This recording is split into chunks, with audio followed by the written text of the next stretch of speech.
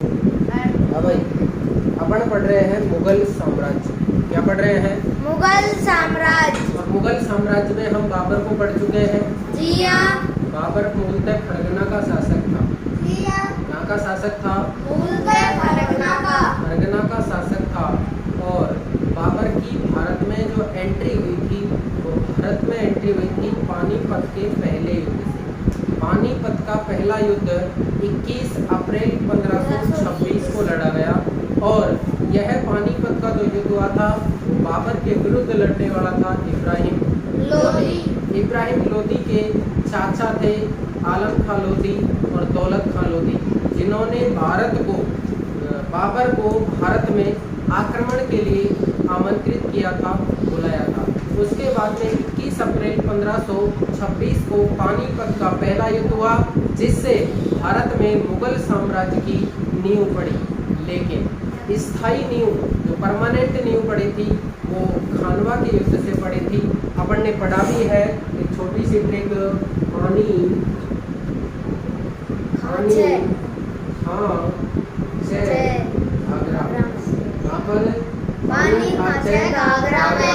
पानी का मतलब कौन सा युद्ध था? फिर कौन सा युद्ध? खानवा का युद्ध। फिर कौन सा? चंदेरी का युद्ध। कौन सा? चंदेरी का युद्ध। और ये घाघरा का ये कब हुआ था?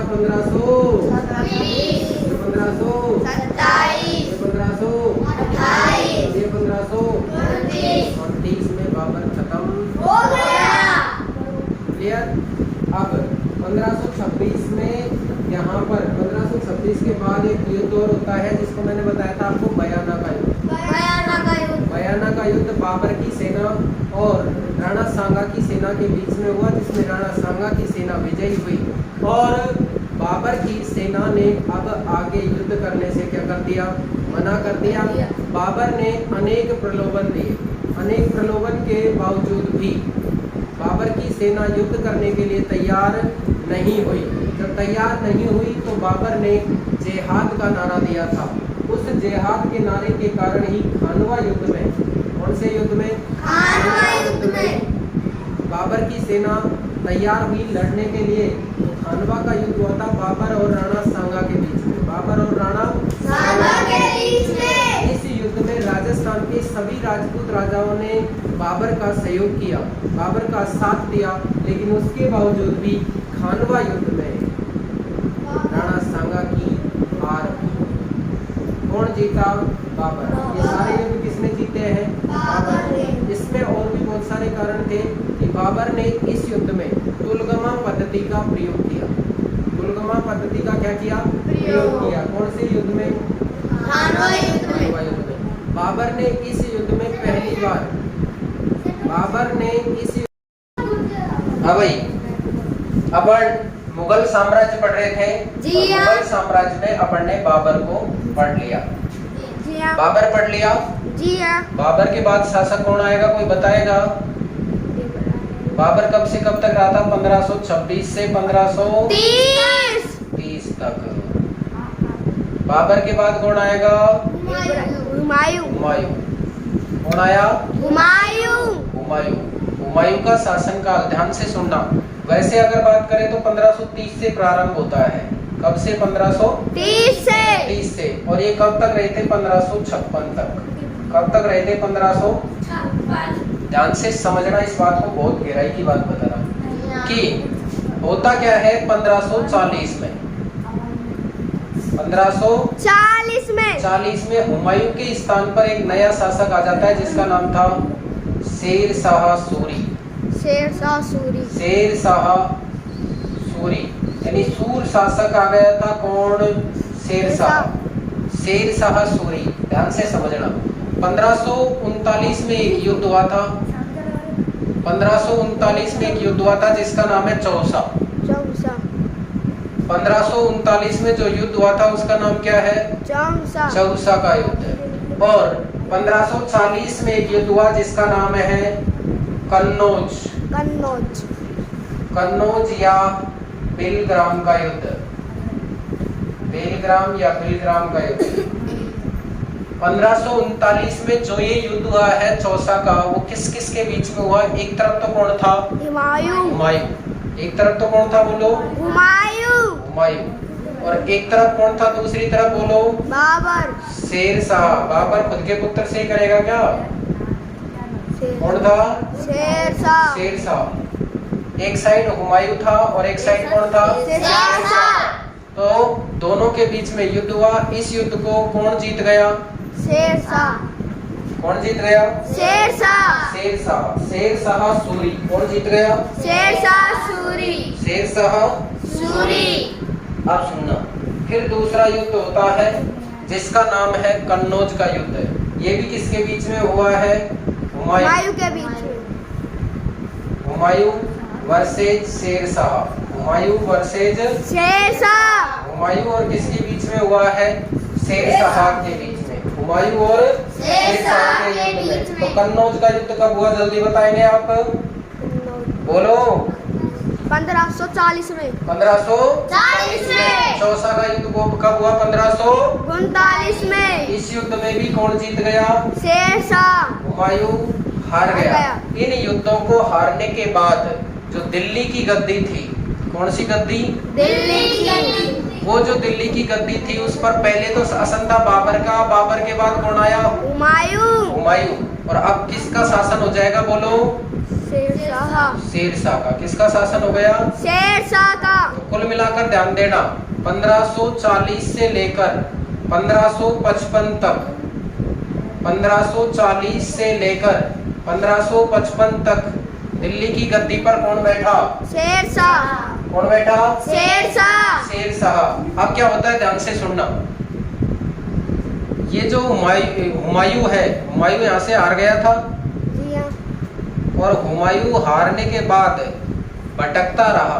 क्या करता रहा? भटकता रहा। भटकता रहा। रहा। भटकता रहा, भटकता रहा, भटकता रहा। कभी कहाँ कभी कहाँ। क्या किया इसने? 1555 में एक युद्ध लड़ा पंजाब। कौन सा युद्ध? पंजाब। पंजाब सरहिंद। कौन सा युद्ध? पंजाब सरहिंद। सरहिंद। इस युद्ध में विजय प्राप्त करने के बाद, सरहिंद पर विजय प्राप्त कर ली तो सरहिंद पर शासन किया। और इसके बाद 1555 में ही इसने वापस किस पर अधिकार कर लिया? दिल्ली पर पर। अधिकार कर लिया। किसने? हुमायूं। हुमायूं ने। हुमायूं ने 1555 में वापस दिल्ली पर अधिकार कर लिया। इसलिए आपको पता होना चाहिए हुमायूं कितनी बार राजा बना? 2 बार। एक बार बना 1530 में और एक बार बना 1555 में। कुछ ही दिन बाद, ध्यान देना, हुमायूं ने दिल्ली में एक नगर की स्थापना की। उसका नाम है दीन पनाह। कौन सा नाम है? दीन पनाह। कौन सा नगर बसाया? दीन पनाह। दीन पनाह नगर में एक पुस्तकालय खोला। दीन पनाह नगर में एक क्या खोला? पुस्तकालय। उसका नाम भी दीन पनाह था।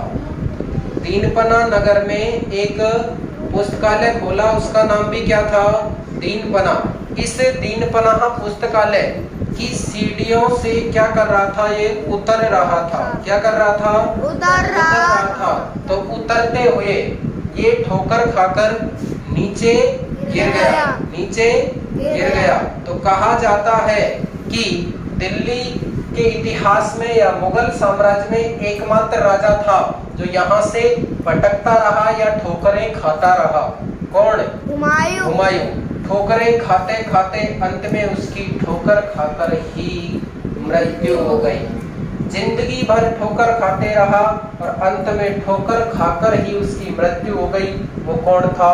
हुमायूं। तो हुमायूं का शासनकाल एक तो था 1530 से 1540, 1530 से 1540, फिर था 1555 से 1556 में इनकी हो जाती है क्या?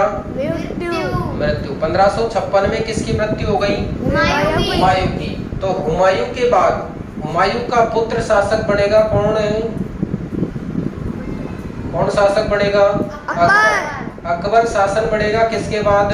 हुमायूं के बाद। बोलो, बात समझ में आ गई क्या? जी हाँ। अब आप अपनी किताब में देख सकते हैं कुछ बातें। देखिएगा कि हुमायूं 1530 से 1540 एवं 1555 से 1556 2 बार राजा बना है। जी हाँ। हुमायूं ने अपने पिता की वसीयत के अनुसार जायदाद का बंटवारा प्रत्येक भाई को एक प्रांत दिया। कितने भाई थे हुमायूं रे? कितने भाई थे हुमायूं रे? 4। कितने भाई थे? 4 भाई थे। प्रत्येक भाई को एक प्रांत दिया। उसने भाई कामरान को, मिर्जा कामरान की महत्वाकांक्षा के कारण हुमायूं अपने अफगान प्रतिद्वंदियों के सामने फीका पड़ गया। शेर खान ने हुमायूं को कितनी बार हराया? कितनी बार हराया? 2 बार। 2 बार। एक बार चौसा के युद्ध में और एक बार कन्नौज के युद्ध में। नीचे देखिएगा, हुमायूं को 2 बार हराया, 1539 में चौसा में, 1539 में चौसा में और 1540 में कन्नौज में। इन पराजयों ने उसे ईरान की ओर भागने के लिए क्या कर दिया? बाध्य कर दिया। ईरान की तरफ भाग गया और वापस फिर दोबारा रुख करता है वो भारत की ओर, और भारत की ओर सरहिंद और पंजाब को जीतता है। उसके बाद दिल्ली को जीतता है और वापस दिल्ली की गद्दी पर बैठता है। कौन? हुमायूं। कौन? हुमायूं। नेक्स्ट है, ईरान में हुमायूं ने सफाविद शाह की मदद ली। किसकी मदद ली? सफाविद शाह की मदद ली और 1555 में दिल्ली पर उन्हें कब्जा कर लिया। किसने? हुमायूं ने। उसके अगले ही वर्ष इस इमारत में एक दुर्घटना से उनकी क्या हो जाती है? मृत्यु। इमारत का नाम क्या बताएंगे? दीन पनाह नगर। उस दीन पनाह नगर में दीन पनाह पुस्तकालय, उसकी सीढ़ियों से गिरकर हुमायूं की क्या हो जाती है? मृत्यु। कुल मिलाकर आप याद रखेंगे कि दिल्ली का वह कौन सा शासक था या वह कौन सा मुगल शासक था जो जिंदगी भर ठोकरें खाता रहा और अंत में ठोकर खाकर ही मृत्यु हो गई। तो वो कौन था? हुमायूं। हुमायूं किसका पुत्र था? बाबर का। हुमायूं किसका पुत्र था? बाबर का। और हुमायूं के पुत्र का नाम क्या था? अकबर। और हुमायूं के बाद शासक कौन बढ़ेगा? अकबर बढ़ेगा। और आप ये दोनों युद्ध याद रखेंगे। चौसा का युद्ध कब हुआ था? 1539 में। कन्नौज या बेलग्राम का युद्ध कब हुआ था? 1540 में। दोनों युद्धों को कौन जीत गया? शेर शाह सूरी। तो आप एक बात ये भी याद रखेंगे कि 1540 से लेकर 1555 तक दिल्ली पर शासन किसने किया? शेर शाह सूरी ने। 1540 से 1555 तक दिल्ली पर शासन किसने किया? शेरशाह ने। शेरशाह सूरी ने। अब अपन राजस्थान वासी है तो एक बात और याद रखनी पड़ेगी अपन को 1544 की। याद कैसे रखेंगे? बात याद रखना कि शेरशाह ने अपने राजस्थान पर आक्रमण किया। कहां पर? मारवाड़ में। कहां पर आक्रमण किया? मारवाड़ में। कहां पर आक्रमण किया? बोलो। मारवाड़ में। मारवाड़ में आक्रमण किया। उस समय मारवाड़ का शासक था राव मालदेव। कौन था? राव मालदेव। तो मालदेव और शेरशाह सूरी के बीच में क्या हुआ? युद्ध हुआ। मालदेव और शेरशाह सूरी के बीच में युद्ध हुआ। इस युद्ध को शेरशाह सूरी हारने ही वाला था, लेकिन हारते हारते जीत गया। जीता कौन लास्ट में? शेरशाह सूरी। ध्यान से समझना। जब ये शेरशाह सूरी इस युद्ध को जीत गया तो उसने कहा कि अपने राजस्थान में बाजरा ज्यादा होता है। होता ही नहीं होता है? अपने भी हो रहा है ना इस समय। अच्छा बाजरा है। तो शेरशाह सूरी ने कहा कि मैं उस प्रदेश के लिए आक्रमण करने के लिए गया, लेकिन यदि मैं हार जाता तो मेरी क्या हालत होती, उसका कथन सुनिएगा। शेरशाह सूरी ने कहा था कि मैं एक मुट्ठी भर बाजरे के लिए हिंदुस्तान की बादशाह हो देता। अगर हार जाता तो कौन? शेरशाह सूरी। तो मैं मुट्ठी भर बाजरे के लिए हिंदुस्तान की बादशाह खो देता। किसने कहा था? शेरशाह सूरी ने। दोबारा बोलो, क्या कहा था? मैं मुट्ठी भर बाजरे के लिए हिंदुस्तान की बादशाह खो देता। किसने कहा था? शेरशाह सूरी ने। शेरशाह सूरी ने। कब युद्ध हुआ था? 1544 में। इस युद्ध का नाम क्या था? जैतारण पाली का युद्ध। क्या नाम था? जैतारण पाली। जैतारण पाली में हुआ था ये। जैतारण पाली में हुआ था और इस युद्ध का नाम है गिरी सामेल। क्या नाम था बोलो? गिरी सामेल। गिरी सामेल का युद्ध। कौन सा युद्ध? गिरी सामेल का युद्ध। गिरी सामेल का युद्ध कब हुआ था? 1544 में। कब हुआ था? 1544 में। किसके बीच में हुआ? मालदेव और शेरशाह के। मालदेव और शेरशाह के। जीता कौन? शेरशाह। तब इसने कहा था कि मैं मुट्ठी भर बाजरे के लिए हिंदुस्तान की बादशाह खो देता। जैतारण पाली में ये युद्ध हुआ था और इस युद्ध का नाम क्या पड़ा? गिरी सामेल का युद्ध। तो गिरी सामेल के युद्ध को कौन जीता? शेरशाह सूरी। आगे देखिएगा, आपको कितने युद्ध बताए देखो। एक तो 1539 चौसा का युद्ध, एक 1540 कन्नौज का युद्ध, एक 1555 पंजाब सरहिंद का युद्ध।